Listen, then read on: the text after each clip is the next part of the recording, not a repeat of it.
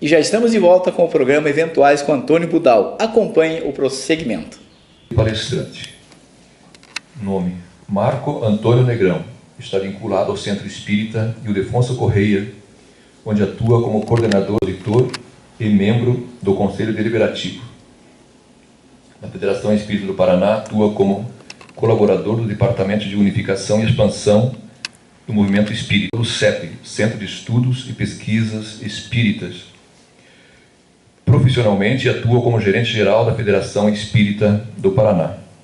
Então, com a palavra, nosso irmão Marco Antônio Negrão. Agradece o convite, sou eu, pela honra de estar aqui nesta noite, trabalhando na abertura de mais uma Semana Espírita, patrocinada pela 15ª União Regional Espírita. Evidentemente que nós não temos aqui nenhuma pretensão de trazer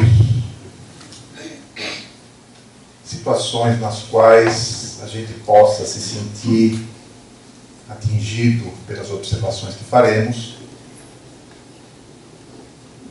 Nós trabalhamos realmente no sentido de reflexão. O nosso tema, então, como está colocado ali, a missão de cada um. E eu começo com uma definição sobre missão. A missão, isso foi tirado do dicionário, isso não tem nada ligado nesse sentido à descrição que está aí da doutrina espírita. Missão é poder ou função que se confere a alguém para fazer algo, encargo, incumbência, obrigação, compromisso.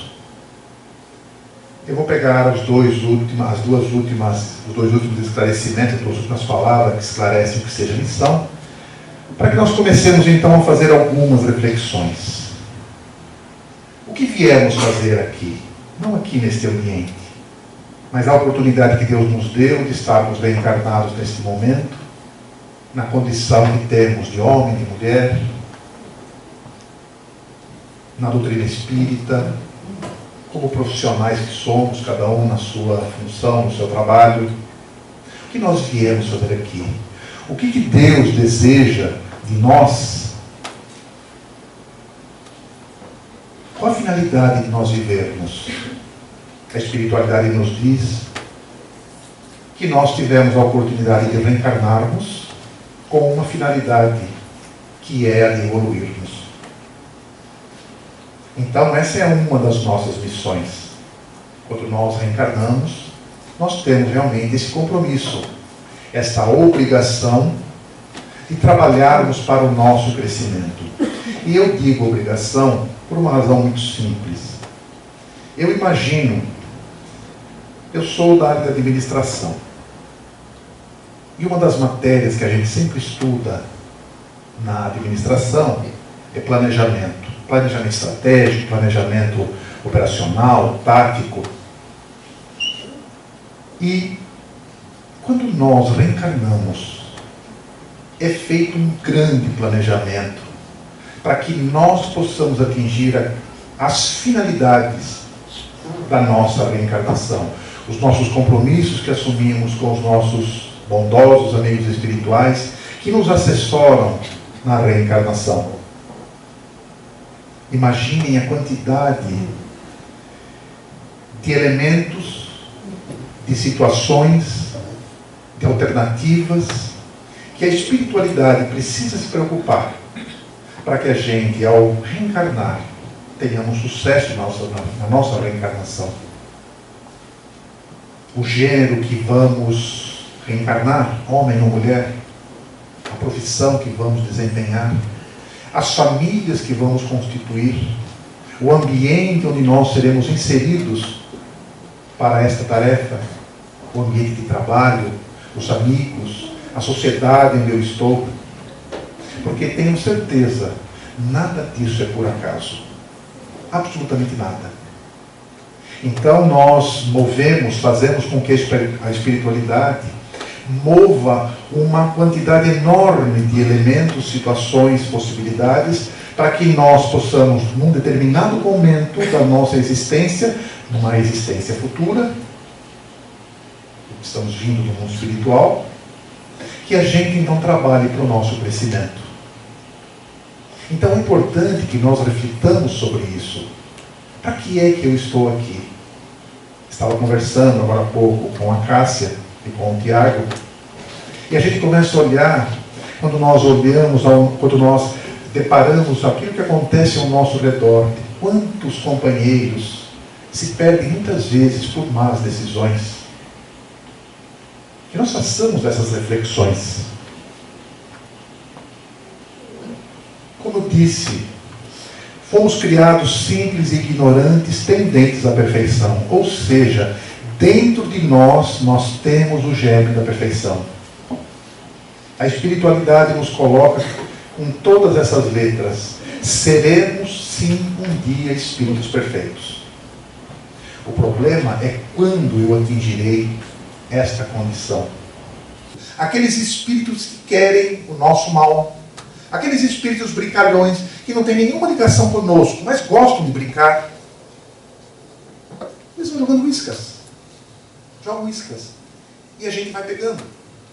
Exemplo. Eu me deparo com alguém extremamente mal educado.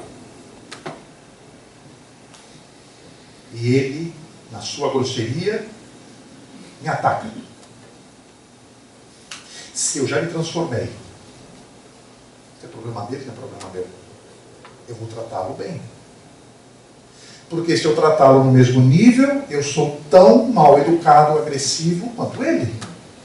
Qual o sinal característico da imperfeição? O interesse pessoal, o apego à matéria, que vai fazendo com que a maior virtude seja a sublimação desse interesse próprio, sem ideias ocultas. Eu vou fazer o bem sem me preocupar a quem.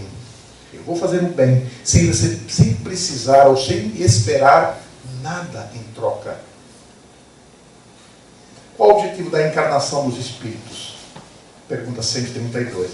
Rapidamente, só para a gente não avançar tanto no horário. Deus lhes impõe a encarnação com o fim de fazê-los chegar à perfeição. É o que está mostrado naquele slide inicial. Para uns é expiação, para outros remissão. Mas para alcançarem essa perfeição, têm que sofrer todas as vicissitudes da vida, da existência corporal. Nisso é a expiação. Visa outro fim a encarnação, o de pôr o espírito em condições de suportar a parte que lhe cabe na obra da criação. Para executá-la é que, em cada mundo, toma o espírito um instrumento de harmonia com a matéria essencial desse mundo, a fim de aí cumprir, daquele ponto de vista, as ordens de Deus. E assim, concorrendo para a obra geral, ele próprio se adianta. Um exemplo claro do que é isso aqui. A partir do momento em que eu vou evoluindo, que eu vou crescendo, eu vou sendo exemplo no local onde eu estou. A transformação da Terra em planeta de provas e expiações para um planeta de regeneração não será um milagre. Será a ação de todos nós no bem. Porque aqueles que não continuarem nesse processo, continuarão, sim, como é colocado ali na pergunta, toma o espírito um instrumento de harmonia com a matéria essencial desse mundo. No mundo ele vai continuar a sua encarnação, as suas reencarnações. Somos criados simples e ignorantes. Tenderemos à perfeição. O que acontece nesse meio?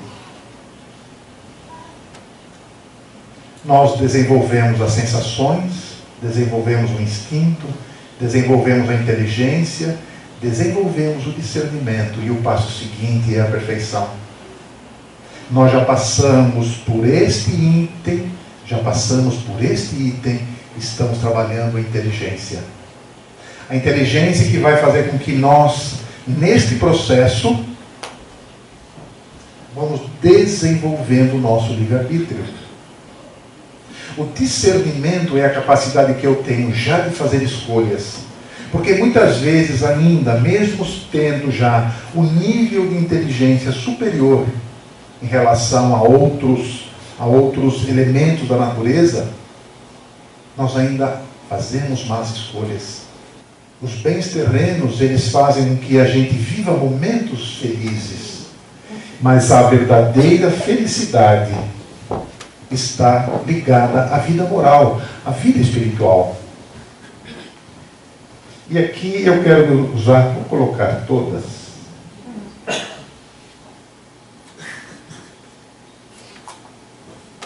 Para a gente poder entender. Esse quadro aqui, não evidentemente da maneira como está aqui, nós podemos estudá-lo no Livro dos Espíritos, nas perguntas de 100 a 113. Quando Kardec está trabalhando ali as características dos espíritos imperfeitos, dos espíritos bons e dos espíritos puros. Cada um de nós está num patamar desse. E percebam que essa linha não é um ângulo reto. O ângulo reto significaria um pulo abrupto. Eu vou evoluindo, evoluindo, evoluindo, e num determinado momento eu salto já para um outro nível.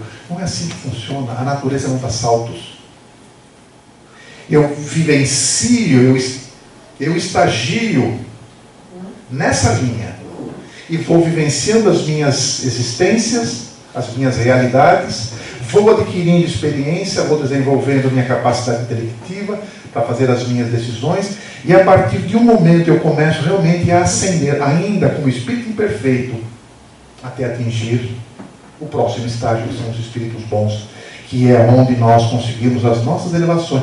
Esse é o processo reencarnatório.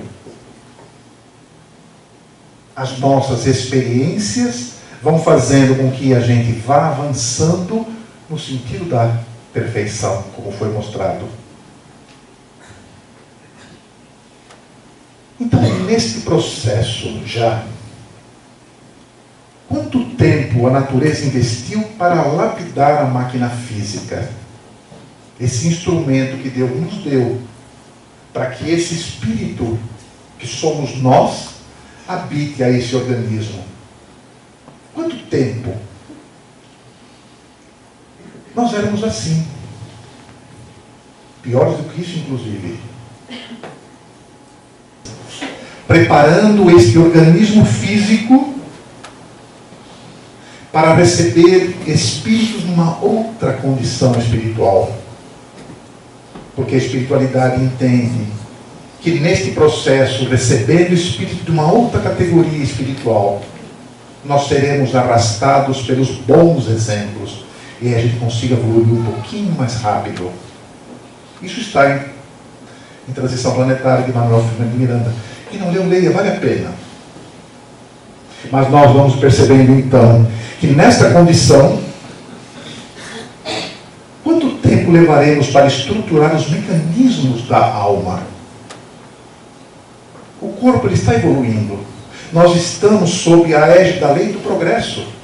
Tudo progride. E os mecanismos da alma? Nós ainda somos extremamente belicosos. Quando eu falo nós, eu estou falando humanidade. Nós ainda temos o prazer da guerra. Nós ainda temos a condição de que, quando o outro tem o que eu quero, eu vou tomar. Esse é o motivo das guerras. Eu não sei se vocês sabem quantas pessoas morreram na Primeira Guerra Mundial. Os números são contraditórios. Principalmente porque as estatísticas mostram que o número de mortos na Primeira Guerra Mundial são contados somente os soldados. Ali não estão contabilizadas as perdas dos civis. 9 milhões de soldados morreram na Primeira Guerra Mundial. Que foi uma guerra que aconteceu em função de brigas, de situações, de possessão de terras. Na Segunda Guerra Mundial, alguém imagina quantas pessoas morreram? 75 milhões de pessoas. 1/3 da população brasileira foi morta nos 5 anos da guerra, nos 6 anos da guerra. E que nesta guerra foram desenvolvidas armas de altíssimo poder destrutivo. 2 bombas mataram quase 600 mil pessoas. 2 bombas. Que são as bombas atômicas que foram lançadas em Hiroshima e Nagasaki. Mas essa mesma tecnologia utilizada nestas armas, hoje nós usamos para tratamento de doenças. Profissional. Como eu sou como profissional? Sou uma pessoa de respeito? Ou me aproveito das situações para que eu possa tirar vantagem dos outros? Se eu tivesse na outra condição, que não tivesse aquele conhecimento, eu gostaria que fizessem aquilo comigo?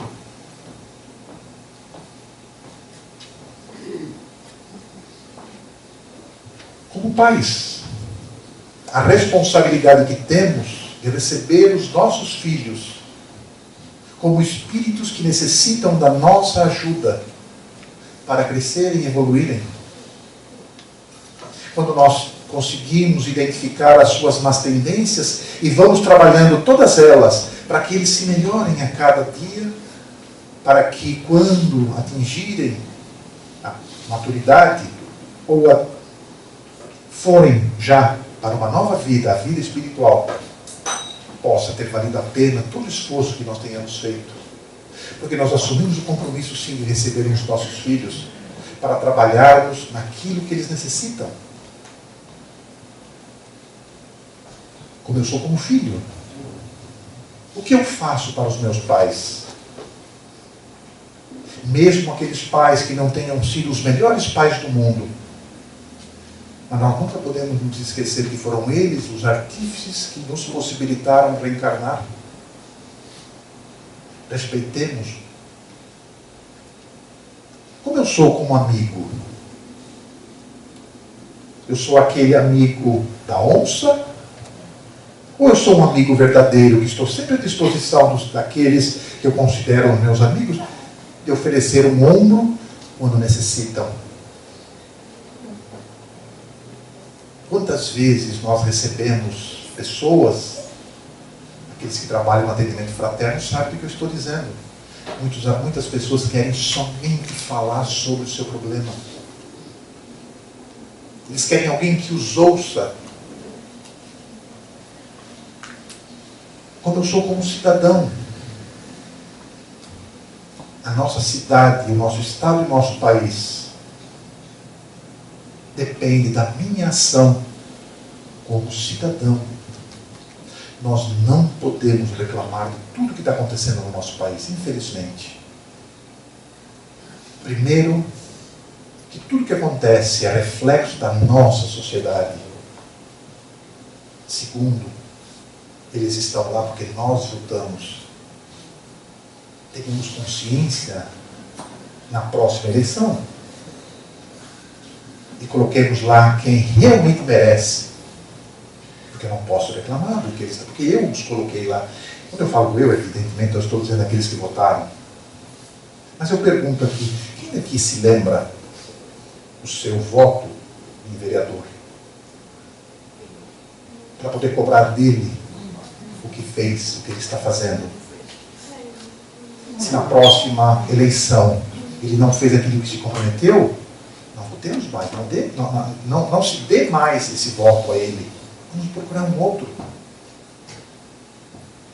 Quando houve a primeira eleição depois do regime militar, eu tive a pachorra de todos os diretórios eleitorais dos partidos e fui estudar cada plano de governo. O meu candidato não ganhou, mas eu fiz uma escolha a mais consciente possível. Façamos isso. Nós não podemos reclamar do que acontece.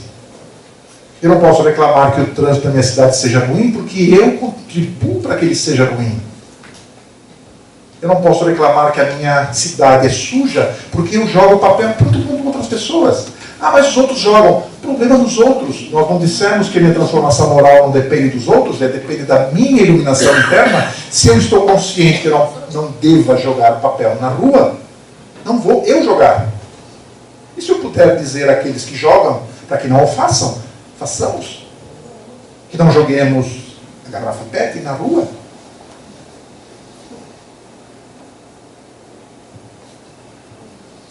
como sou como espírita. Eu sou o espírita que estuda, que tem um conhecimento teórico.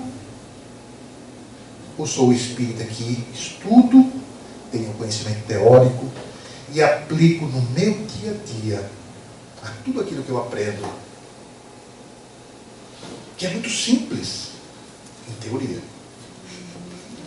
Amar a Deus sobre todas as coisas e o próximo como a nós mesmos.